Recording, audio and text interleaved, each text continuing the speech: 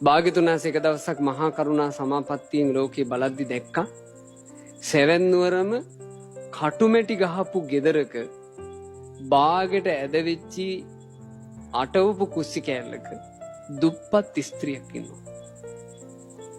ඇය එදා හවස මැරෙන්න නියමිතයි. ඒක බුදුරජුන්ට පේනවා. ඒක අපිට පේන්නේ නැහැ. ඇය එදා හවස මැරෙන්න නියමිතයි. ඇය අරගෙන ආපු ආයුෂ ටික එදා හවසින් ඉවරයි. ඇය මැරුණොත් ඇය නිරේ යන්ටයි ඔක්කොම සකස් වෙලා තියෙන්නේ. ඇයව සුගතියට උස්සලා තියෙන දෙයක් ඇය ගාව නැහැ. බුදුරජාණන් වහන්සේ ඇයට අනුකම්ප කළා. භාග්‍යතුන් වහන්සේ හිමිදිරියේම උදේම වැඩම කළා.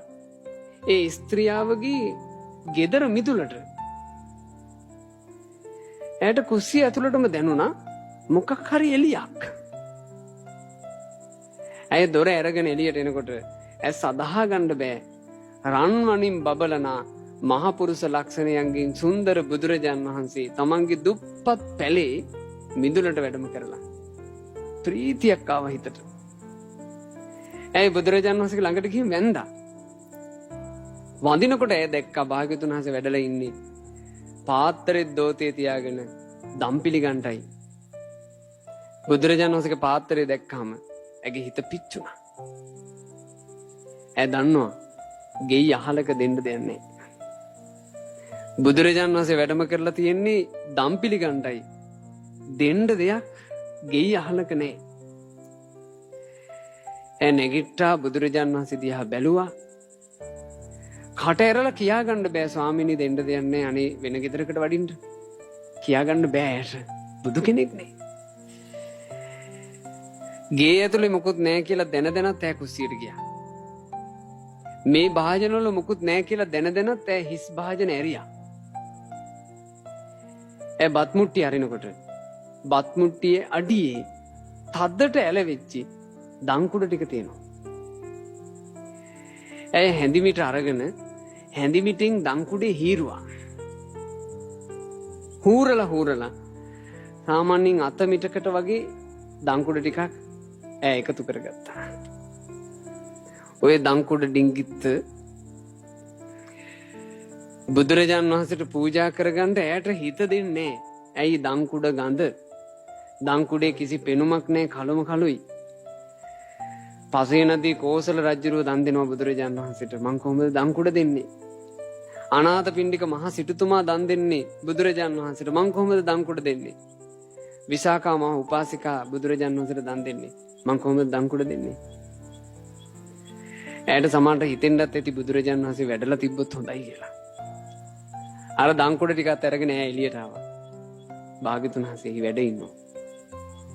ඇය අකමැත්තෙන් බුදුරජුන්ට දංකුඩ බෙදුවා. ඇයි ඒකට අකමැත්තෙන් කියලා කියන්නේ? දෙන්න අකමැත්තද? නෑ. දංකුඩයක් මං කොහොමද දෙන්නද? මට හරියට මතක් වෙලා තියෙනවා මේ දංකුඩ පිදු ස්ත්‍රියගේ කතාව. ඔය ගම්වල ධර්ම දේශනාවලට වැඩම කරාම සමහරවිට පිරිකරේ විදිහට ඇතෙන් අම්මලා ගෙනත් පූජා කරනවා. පත්තර කොලයකින් ඔතපු සබන් කෑල්ලක්. අර රැපින් කරනවා විදිහට ඔතලා තියෙන්නේ පත්තර කොලයක්.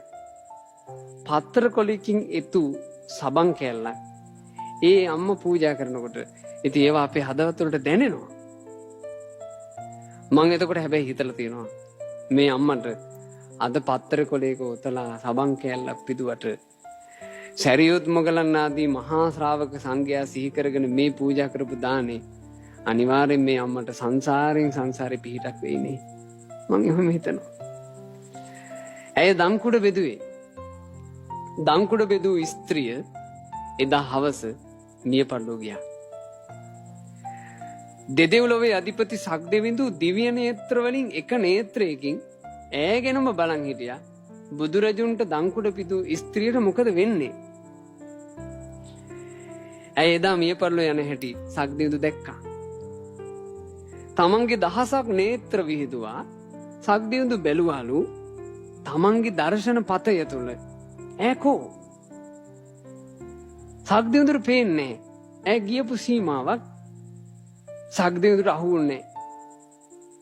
සක්දෙවිඳු බුදුරජාණන් වහන්සේ ළඟට ආවා. ස්වාමීනි ඔබ වහන්සේට අර අද දංකුඩ බෙදුවේ ස්ත්‍රියක්? ඔව් දේවේන්ද්‍රය. ස්වාමීනි මිය පරලෝ ගියා. ඔව් දේවේන්ද්‍රය. ස්වාමීනි මම බැලුවා ඈ මැරිලා කොහෙද ගියේ කියලා. ස්වාමීනි ඈ ගියපු අතක් නැහනේ. දේවේන්ද්‍රය ඔබ ඈ ගැන හොයන්න එපා. ඈ ගියේ ඔබට දකින්න බැරි තැනකටයි. දේවේන්ද්‍රය ඈ මේ වෙන විටත් නිමාන රතී දෙවියන් අතරේ ආනුභාව සම්පන්න දෙව්ලඳක් වෙලා බලන්ට අකමැතිව දංකුඩ පිදූ ඈ යලි දංකුඩයක් කියලා එකක් මුණ ගැහෙන්නවත් නැති ජීවිතයක උපත ලැබුවනේ. තමන් කරන පින තමන්ව රකිනවා. ඔයාලට දුෂ්කරතා මැද ඔයාලා පින් කරගන්න. දුෂ්කරතා මැද කරන පින ගොඩාක් බලවත්.